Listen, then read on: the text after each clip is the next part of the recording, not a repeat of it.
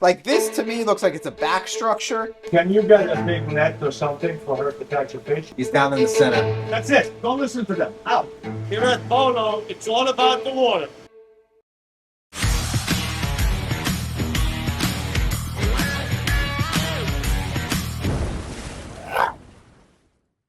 Last week, the team was hard at work installing the deepwater tank. If you didn't get a chance to catch the episode, you can check it out in the link in the description below.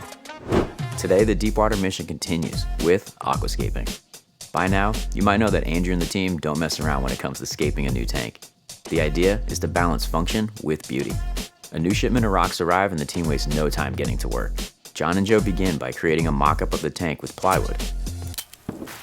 So this is the Marco hybrid rock, which is a natural formation. It's their natural shelf rock with their regular rock, kind of like the way they mine it naturally in Florida, that it looks kind of like a hybrid of both. That's why they call it that. Andrew has a vision for the deepwater tank utilizing this. So we're going to scaping out here and prefabbing some pieces where it's well ventilated, and then we could bring them downstairs in small sections and stack them in the tank once they're prefabricated. As they begin to lay out the aquascape, they realize pretty quickly this is going to be very tricky. Aquascaping in general is tough. Adding in the depth of this tank makes it even more of a puzzle. Good thing they have two seasoned pros to tackle the build. You go up like this and leave this, and you go up like that. That's a pier. This could be the next pier on a curve. Think about it. Like this to me looks like it's a back structure and a front structure, and there's a canyon between. But it's the steps.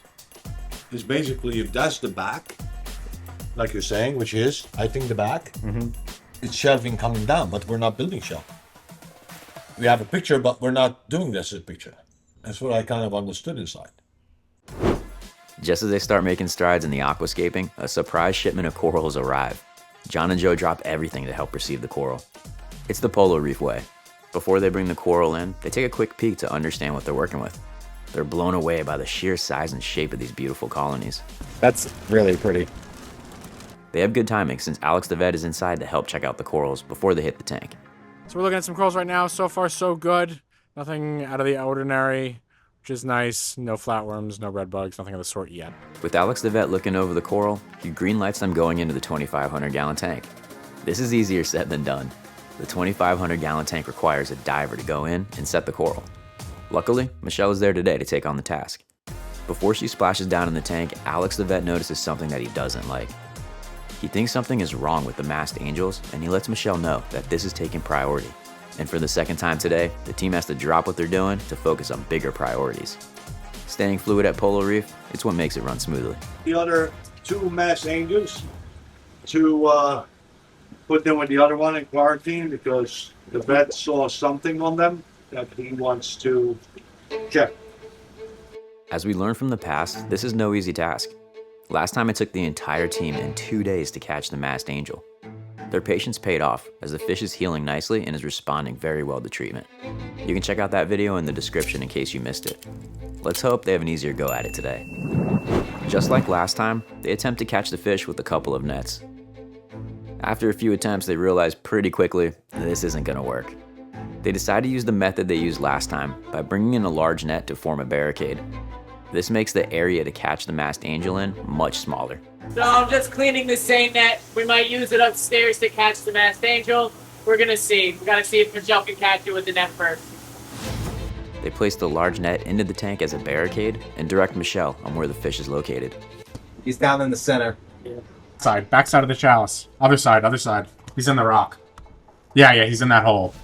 It seems like this time, it's a bit more difficult. Michelle is beginning to feel exhausted, and Joe can see that, so he tells her she needs to take a break. He's always looking out for everybody on the team. All right, get out. Give me. Out. Out. That's it. Don't listen to them. Out. Unfortunately, the masked angel avoided being captured this time, and the team can't wait any longer. They don't want to stress out the coral and fish further, so they decide to let it go and give it a shot another day. So with all the new corals going in today, we're going to hold off on the masked angel capture. Hopefully another day next week. We'll get them out, get them started treating for the phycomycosis that the other masked angel suffered from. But again, we don't want to overstimulate the fish, as well as all the new coral that went in the tank. Juggling it all around right now is a little bit much on the stress on both the fish and the coral. Just as they finish up the first shipment, another box arrives with some coral and clams. Yelson and Max bring them into the lab, and Alex gets right back to work checking out the new arrivals. We just got some new mariculture clams. Gonna go through these clams, gonna acclimate the clams, and so then I'm gonna go into this tank here. Alex the vet gives the maricultured clams a quick scan before they go into their tanks. I don't see anything exciting. No flatworms, so they could be inside the shell. Just precautionary, but you never find them. Meanwhile, back in the lab, Joe is helping Yelson put coral into the quarantine tanks. Alex the vet will come and check them. And if they're clean, I guess they'll go to their real home, which is the 900. Joe can never sit still, so he finishes placing the coral into the quarantine tank and jumps immediately to his next project. A couple weeks back, the team built a DIY GFO filter for the 17,000-gallon tank. Today, Joe wants to add an extension to the filter, so he heads down to the sub-basement with Yelson to build it. What we're trying to do is, we're going, as what we had said in the previous last video, we want to do a settling chamber off that chamber. So we're going to connect that second one from the first one to any particulates that are going to be floating, settle in that chamber before they go out into the last sock. So I would say we're at 95%. Is that 5% that we want to make sure it's 100%. To increase the efficiency of the DIY GFO filter, they add an extension to the build by adding another chamber with some PVC pipes. They hope this extension does the trick and helps the GFO problem even further. As soon as he's done, he heads upstairs to explain to Andrew how it all works. So that's what we did. Yep. So it's coming in. Yep. And it's filling into the socks. Yep. But now Yep. the outlet is up here in the second tank. There's no So- outlet here? No. anymore? No. Okay. So that outlet is filling this tank. Right. So these socks are gonna, this tank is gonna fill up with the socks in it. No Yep. pressure. Right. Whatever comes out of the sock is gonna settle in the first tank. Then it's gonna find its way slowly in here.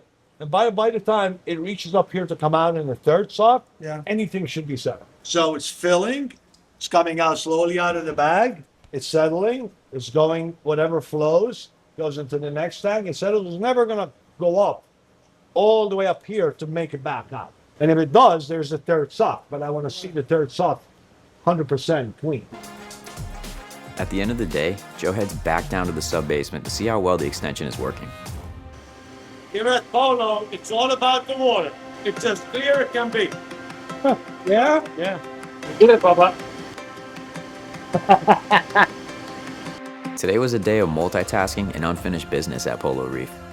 The team thought they'd be aquascaping the deepwater tank, but that was quickly interrupted by coral shipments, fish trappings, clam arrivals, and improving the DIY GFO filter. It goes to show the flexibility and good attitude needed to keep things running smoothly at Polo Reef. Stay tuned for future episodes where Andrew and the team actually get a chance to scape the deepwater tank. Leave a comment down below of how you would set up the rockscape in this beautiful display. Don't forget to like, subscribe, and hit that bell to stay updated on everything Polo Reef. Until next time,